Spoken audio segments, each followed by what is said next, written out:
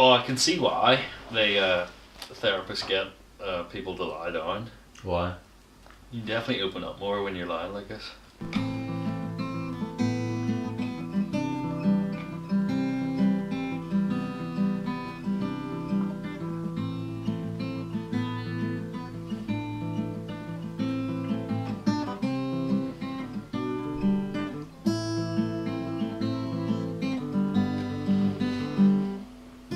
Oh, that's it.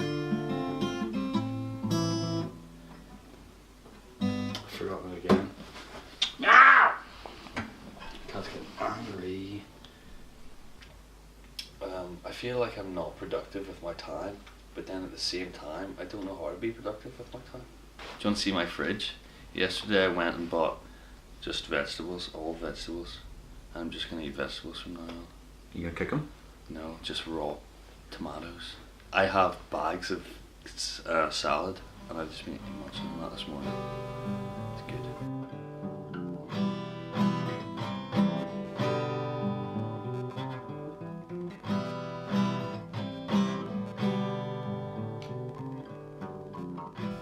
I'd say there's a lot of answers to that question, which are all kind of true, but don't really fully explain the whole thing. One is, I just find my mum so fucking annoying to live with. I love my mum, but she's just a pain in the ass to be around.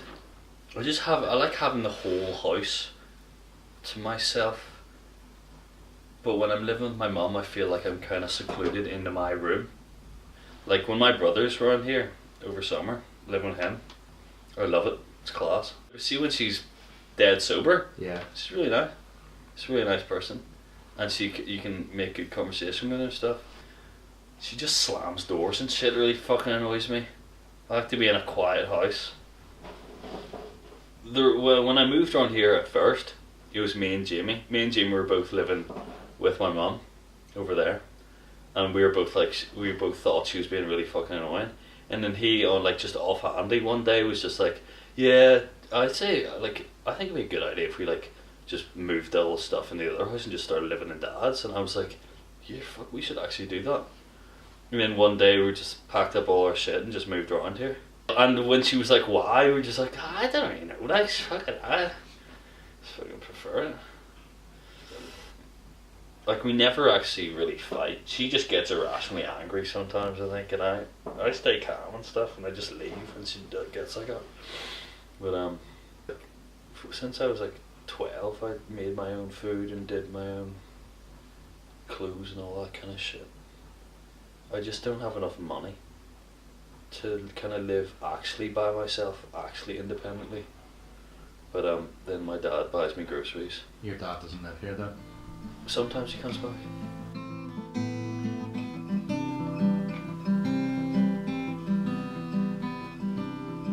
Do you remember, I don't know why we were there, and I don't know, it was, I think it was like end of 4th year, up in Finicky, like near that wee lake, and we were hanging outside the shop, me and John. But we stood outside that shop, just chatting shit for like an hour or an hour and a half, waiting for someone or waiting for something, like maybe Jack to get home. Just sitting there, we get some Snowy Joeys. We stood outside, ate them, laughed about shit, went in, got another round of Snowy Joeys, and then went in again, just ate shit tons of Snowy Joeys. Chemistry class, remember chemistry? That was the highlight of my day, every single day. Me, you, Richard, and Cameron in chemistry class. That shit was fucking so funny. Remember you farted and just like really loudly, audibly farted. You lifted the leg off your chair and it resonated off the wooden chair, and then you went, "Chris." It was fucking ridiculous. And Spanish class always was fucking hilarious. With Mr. What was his name? Sukamawab. That was fucking hilarious. You trying to convince me to do a podcast with you? Joke.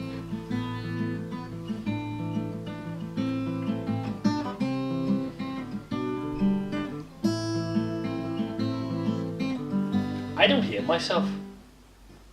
I actually don't. I just think I got a lot of. I just think I got some. I do have some problems though, but I don't hate myself at all. Chris, do you think you're a good person? Do I think I'm a good person? No. Why not? I don't know, man. I think I'm really not genuine with people sometimes. I've been thinking about this a lot recently, actually. I think I lie quite a lot. But little white lies. Just to make myself seem cooler and stuff. Oh no, I don't want to get into fucking my deep psychology here. I'd say I'm definitely not a mean person. But you can be mean, you can be not mean. Like you can be mean and... What am I trying to say here? I don't do anything particularly nice. But I would never do anything really mean either. Yeah, but like what is fucking being nice? Altruism. Selfish altruism, you know what I mean? Have you ever heard of that shit? It's like altruism is being nice just for the sake of it. But selfish altruism, it's kind of like a oxymoron. Do you know what I mean? I feel like I'm outing myself as a massive prick right now. Yeah, see, I feel like if I was really genuine, if I was really genuine, then I'd just be a Debbie Downer.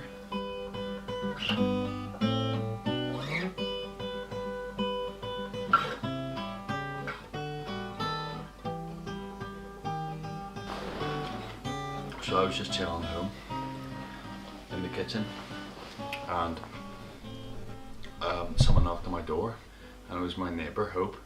She was waving in the window, went to the door all smiley and all, and she's like, oh, Finney's just come to our door with his face covered in blood and we don't know what's happened. So I came out, went across, and he was lying there with fucking blood all over his face and stuff, and his eye was bulging out of his face. So I rang my mum. Apparently we were a vet in Cumber. They gave me a wee cat cage and they helped me put him in the cage. Got him over into my car. At this point he hadn't made any noise, he was just staring at the ground. But when I was driving down into Cumber, when he was in the wee cage, he looked over at me and he starts crying so loud. Oh. So loud, like the saddest cat cry ever. Like he sounded confused and didn't know what the hell was going on. And he just looked at me. And I didn't really know what to do when I got to the vet, because can you just walk into a vet and be like, fix my cat? You know what I mean? So I just walked in all kind of nervous, like I think my cat's been run over, I don't really know what to do. And they were so nonchalant about it, they were just like, oh yeah, we'll take him in here, we'll give him some painkillers and stuff. And the vet just seemed like it was just an everyday thing, your cat getting run over.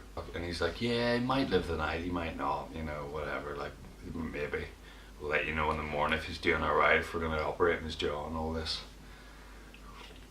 Yeah. They got back to me in the morning asking for permission to operate in his jaw. And I said, yeah, that's sweet.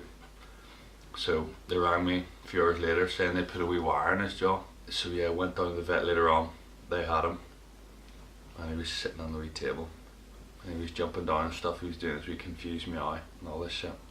And then he started saying, well, how much it's going to cost. And you know, when he rang me earlier on saying like, oh, do you want me to operate in your cat? I hadn't realised that was kind of like that was kind of like a verbal kind of signature, but wanting like operate on my cat and it cost 500 quid. And he said, yeah, it's going to cost about 550 quid. There's nothing wrong with him apart from his face. It's like he got hit by a car, but it didn't touch his legs or anything. No limb damage, only just one side of his face got fucked by a car. See if my cat Ringo got hit by a car and he turned out, that sounds terrible to say, like, doesn't it? But if my cat Ringo got hit by a car, I'd probably be in tears. It'd be so sad. But with Finley, like, I like him and stuff, but that's rough for a guy. I sound so mean about him. I do like him, but it is just a cat. You know, I should add this. He's not really my cat. Like, I've only had him for a few months. He was the neighbour's cat, and they said he was fighting with their cats. So they gave the cat to us, or to me, because she knew I was living in this house, and I'd had cats before. So she was like, can you take him? And I said, yeah.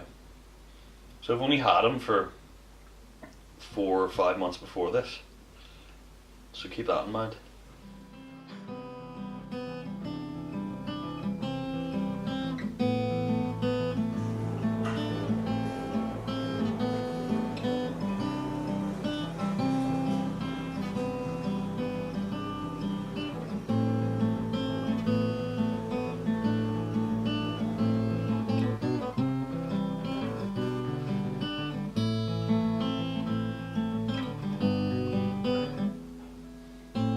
See, I've forgotten that now.